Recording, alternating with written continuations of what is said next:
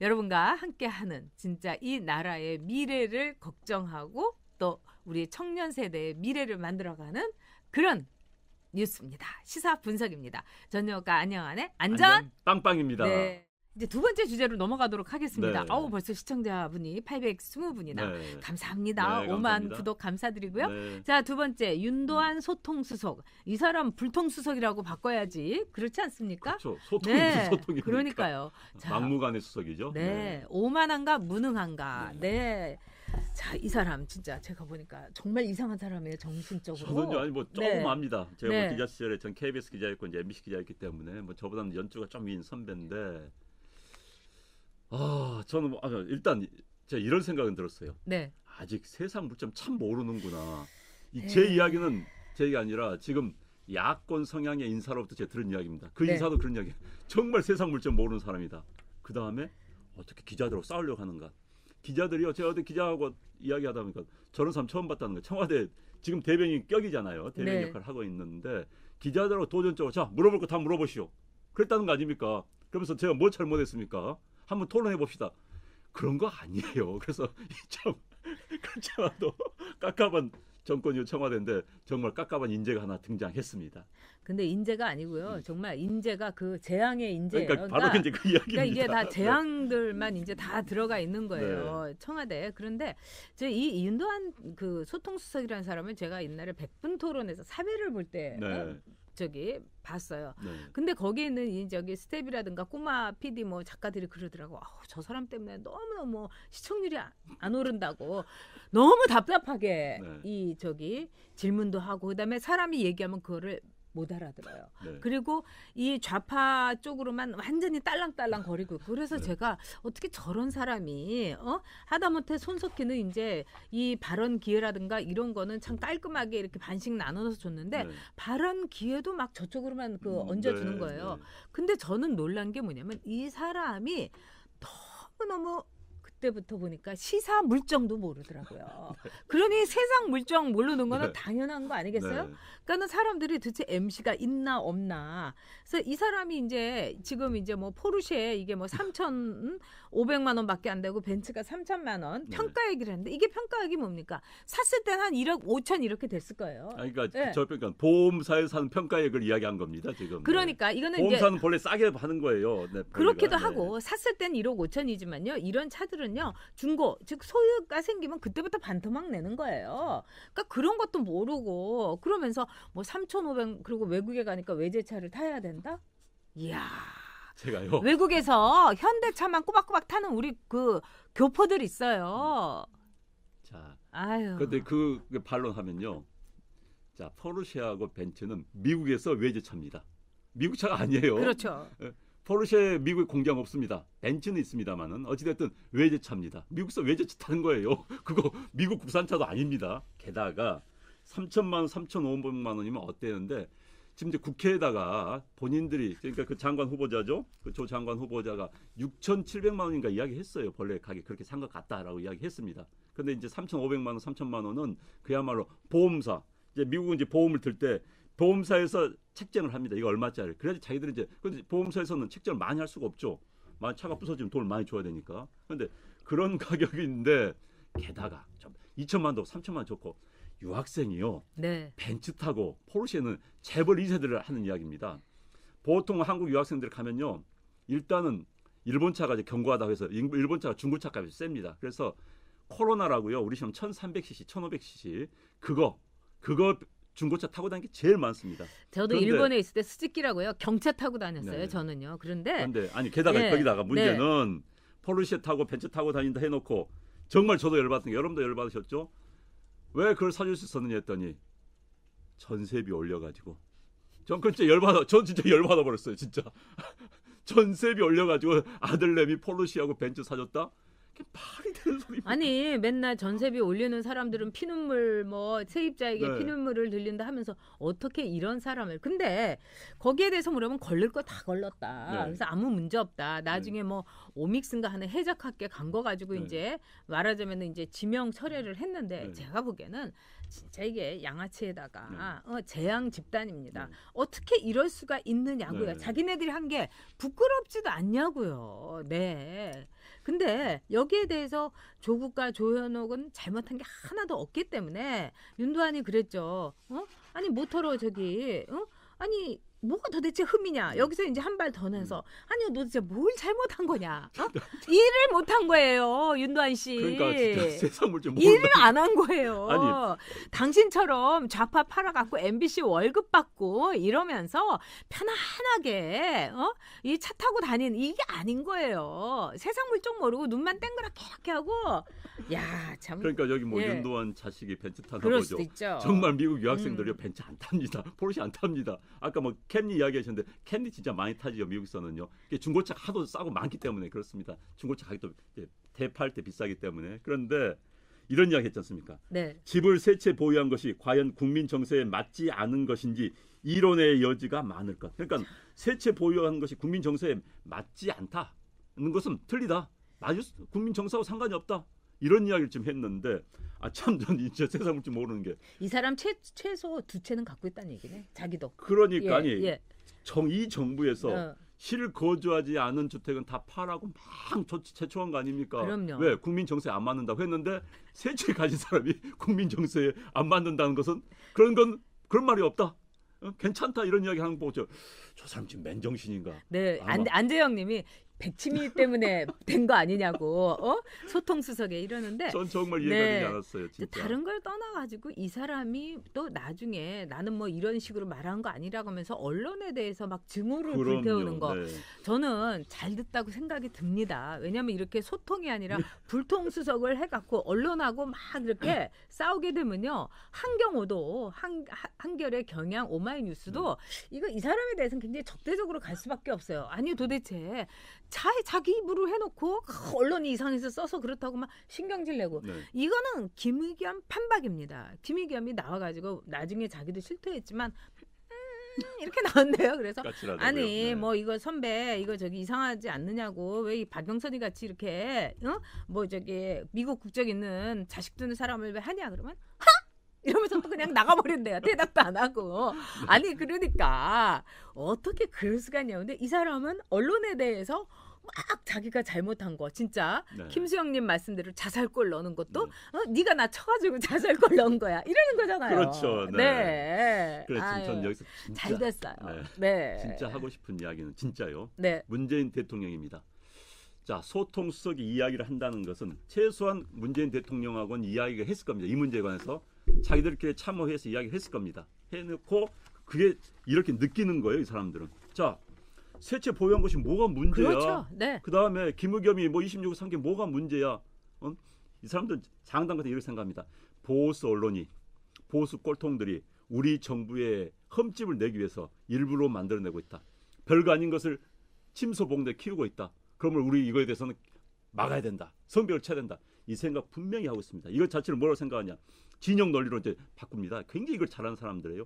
자기들이 잘못한 흠집을 비판하면요. 그 이야기 하지 않습니까? 비판했더니 야 이건 뭐 뺏어가려고? 이렇게 생각하는 사람들이에요. 그러니까 지금 분명히 이번에 장관 2명도 보수 꼴통 언론들이 말이야 일부러 우리 정부에 흠집 내게 산 거다. 이렇게 지금 하고 있습니다. 아마 문재인 대통령도 비슷한 생각일 거예요. 이 국민 소통수석이 와서 얘기한 것을 보면요. 게다가 저는 진짜 놀랐던 게 김의겸 쫓겨난 네. 김의겸 청와대 대변인을 대통령이 정심 사주면서 했다는 거 아닙니까? 그럼 대통령이 김의겸에 대해서 굉장히 문제 있다고 생각하지 않는다는 이야기예요. 정상적 문제 있다고 생각하면은 자 나가라고 해라. 그게 정상인 겁니다. 그렇죠. 그리고 설사 만약에 밥을 사줬더라도 발표를 안 하는 거예요. 그런데 발표하게 하고 그렇다면 그거 아닙니까? 김의겸이가 잘못 없어. 이것도 똑같이 보수 언론에서 김의겸 죽여가지고 청와대 죽이려고 한다. 문재인 죽이려고 한다. 이런 생각을 하고 있는 겁니다. 그거를 이제 정말 문제 있는 일부러 생각이에요. 이제 정난하게 이제 보여주는 거죠. 그렇죠. 그리고 더 그리고 한마디만 제가 네네 한마디만 네, 이 이야기는 네. 대통령이 갑자기 김의겸을 불러서 정심 시사를 한다. 대통령이 그다 혼밥한다 그런 이야기가 많이 나왔는데 혼밥하고 있다는 게 이번에 들통이 나버렸습니다. 왜? 어떻게 대통령 일정이 쫙 있는데 갑자기 그 전날 밤에 사표 낸다고 하니까는 야 그럼 정신 같이 먹자. 가능한 이야기입니까? 대통령 일정에서. 그래서 대통령이 혼밥을 하고 있구나. 그 이야기 이번에 딱 입증이 돼버린 겁니다. 그렇죠. 네. 그리고 맨날 자기네 아는 사람들하고 밥 먹으니까 오늘은 김의겸이하고 밥 먹을 거야. 그러니까 네 이렇게 되는 겁니다. 내부에서 진짜 혼자 혼밥을 하는 혼자 거죠. 하고 있다가 네. 그런 거죠. 그런데 더 기가 막힌 거는 이 김의겸 씨가 이런 말을 또 했어요. 물러나면서도 그 내가 후배들한테 까칠하게 대하고 막 이랬던 건 너희들은 내 후배지만은 너희들 뒤에 있는 말하자면 보수 언론 조선일보의 사주가 생각이 나고 네. 말하자면은 이 중앙일보의 홍석현이가 생각이 나고 그래서 너희들에게 이렇게 까칠하게 아주 쌀쌀맞게 적대적으로 대할 수밖에 없었다. 이건 굉장히 언론인으로서 기본이 안 돼 있는 말입니다. 그러면 이제까지 보수 정권은 한겨레 신문이라든가 이런 데는 아예 출입도 하지 못하게 해야 되겠네요. 대못 받고 싶다는 그런 점에서 이렇게 당파적이고 이렇게 배타적이고 이렇게 자기네들끼리만 살겠다는 그런 점에서 아마 이민을 지금 막 나가라 할 겁니다. 그래서 우리끼리만 살고 싶어. 우리하고 김정은과 북한 주민들하고 이렇게만 살고 싶어. 그러면은 우리가 뭐 잘못을 하던 뭘 하든 자기만의 나라를 만들겠다고 하는 거죠. 그러니까 네. 방금 말씀하신 것처럼 기자들한테 당신들은 죄가 없다. 당신들 뒤에는 간부들이 죄다는 것은 굉장히 사고들 자체가 네. 적대, 진영에 네. 빠져가지고 상대방을 죽이지 않으면 안 되는 그런 적대의식으로 똘똘 뭉쳤다는 걸 보여주는 겁니다. 저는 어떻게 그런 걸 쓸 수 있을 것인지 정말 깜짝 놀랐어요. 자, 그 이야기는 자기는 영원히 이른바 언론사 간부들하고는 적이다. 네. 그런데 할 수가 없는 이야기예요. 아니 그건. 그런 사람도 대한민국 국민이에요. 그러니까 야, 제가 그래서 보기에는 저는 그런 네. 글을 쓰고 네. 다 내보내고 나중에 또 부인한테 모든 걸 토스하고 되돌릴 수가 없었대요. 아니 네. 그걸 왜 못 되돌려요? 아니 그리고 진짜 손해를 요만큼 보기 싫어서 되돌릴 수가 없었던 거고 이게 너무나 나중에 아파트 한 채에다가 상가 두 채니까 아까워서 되돌리지 못하고 아니 부인한테는 자기 잘했어. 어? 이랬을 겁니다. 그리고 전세. 내가 전세로 들어가게 할게 이렇게 했겠죠. 아니, 전세금 네. 4억 8천만 네. 원을 이제 빼냈습니다. 그리고 간사로 들어가서 4억 8천만 현금이 있었는데 그것을 부인이 어떻게 쓴지 몰랐다? 이게 가능한 이야기입니다. 재산이 한 1,000억쯤 되면은 막 4억 8천 모를 수 있어요. 본인 말도 한 10억 정도 재산에서 절반을 어디 쓴지도 모르고 그냥 이랬다? 글쎄. 네, 절대로 할 수가 없어요. 왜 그러냐면은 지금 김의겸 이름으로 대출을 받은 거예요. 부인 그렇죠. 이름으로. 맞습니다. 네. 그러면 후배. 은행에서요 오라가라 하고 뭐 도장 찍는 도 많고요. 엄청 복잡해요. 근데 맞아요. 어떻게 몰랐다가 이건 완전히 생 본인 거짓말이에요. 명으로 도장 네, 찍었는데 네. 게다가 신고도요. 신고하는 걸 보면요. 얼마나 그 사람을 알습니다. 신고를 부인 건 안 하고 자기 것만 네. 한 겁니다. 네. 그건 숨기려고 한 거 아닙니까? 숨기려고. 그다음에 앞에 있는 땅 8평도 빼고. 그러니까 그다음에 이제 오늘 뭐 일간지를 보니까는 그건 조사를 받아야겠더라고요.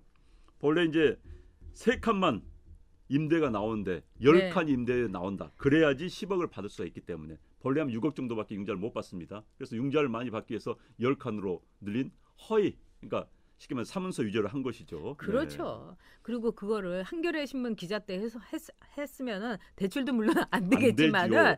그렇게 비판을 받을 일을 청와대의 대변인 더구나 대통령의 입 이러면서 이걸 했는데 또 이렇게 해갖고 정말 양아치 짓을 한 대변인을 또 밥을 먹고 불쌍하다고 그러니까. 그다음에 어디로 들어가서 살 거냐고 걱정 마세요. 김의겸이는 이제 조물주보다 더한 건물주예요. 근데 뭐 어디서 들어가서 살 거를 대통령이 그런 걱정할 바에야 정말 청와대에 와가지고 그렇게 펑펑 울던 청년들 좀 걱정이나 하세요. 20대 청년 남자가 이 나라의 2등 국민이냐고요. 네. 아유 정말.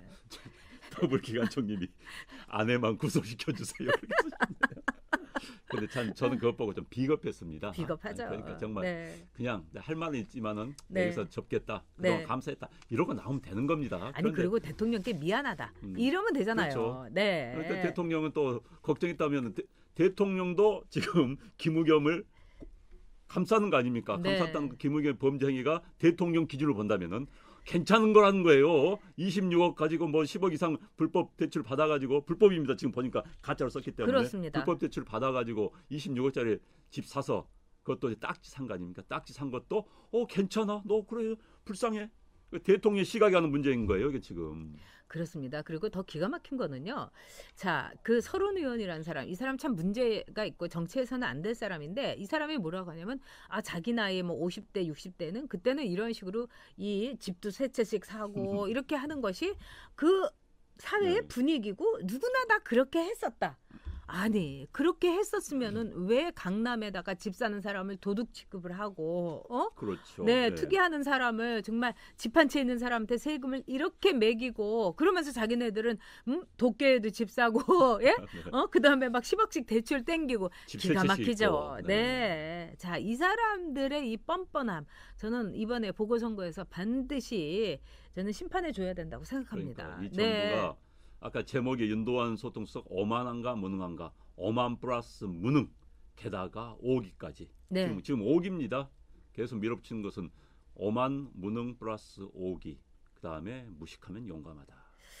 백치미는 확실히 있는 것 같아요. 아까 올려주신 분대로. 그러니까 이 문재인 대통령은 역시 이제 소통수석도 유년차는 제가 볼 때는 그 청와대에 있는 사람들 중에는 상당히 드물게 유능했어요. 네. 그래서 제가 보니까 그냥 내보낸 것 같고 왜냐하면 뭐라고 하는 게 나보다 잘난 것 같거든요. 네. 그러니까 나처럼 무능하고 나처럼 뇌가 하얗고 백치미가 있고 이런 사람을 나와의 소통만을 위해서 윤도한을 데려온 게 아닌가 이런 생각이 듭니다. 지금 이제 네, 국민은 불통이고요. 나오면 네. 나올수록 문제이고요. 윤도한 네. 수석 게다가 이제 기자들이 어제 보니까 기자들이 굉장히 흥분했더라고요. 저런 사람이 다 있느냐. 네. 그다음에 이제 기자들 싫어한 게요. 네. 훈계하려는 사람 굉장히 싫어합니다. 그렇죠. 그런데 선배라고 청와대에 네. 나와 있는 기자들보다는 선배겠죠. 선배라고 훈계하려고 하니까 굉장히 지금 기자들이 열받아 있습니다. 네. 네, 한치유님께서 다 쓰레기 처리장으로 보내야 돼요. 북한이던가 맞습니다. 쓰레기 처리를 해도 이게 분리수거를 그쪽은 할 게 없을 것 같아요. 너무 쓰레기라서 막 그렇게 냄새도 막 나고요. 네, 네. 한치유님 짱입니다. 네, 뭐 그랬죠. 누굽니까? 박영선 씨가 네, 향나무는 도끼로 때려도 도끼에 향나무가 묻어 나온다. 방금 쓰레기 얘기하신 거 말씀드린 게 쓰레기를 양동이에다 부어서 버려도 양동이엔 쓰레기 냄새가 납니다. 네. 그렇습니다. 제가 보기에는 이 박영선이라는 사람은요 아나운서 출신이어서 맨날 이렇게 남이 하는 거 이렇게 줄거가지고 이렇게 앵무새 노릇은 다 했어요. 근데 보면은요 뭐 마르셀 듀샹이 어떻고 막 이렇게 나오는 걸 보니까 되게 아는 체 하는 거 있잖아요. 아니 뭘 그렇게 아는 체예요. 그냥 우리 엄마가 얘기한 얘기해도 그게 진리인 거예요 사실은. 근데 마르생 듀샹 뭐 어쩌고 뭐 향나무 도끼 이것도 뭐 무슨 코프가 얘기한 거래요. 아유 그러니까 정말. 제가 보기에는 박영선이요 다른 걸 떠나가지고 일종의 그 콘텐츠적 열등감이 있습니다, 여러분.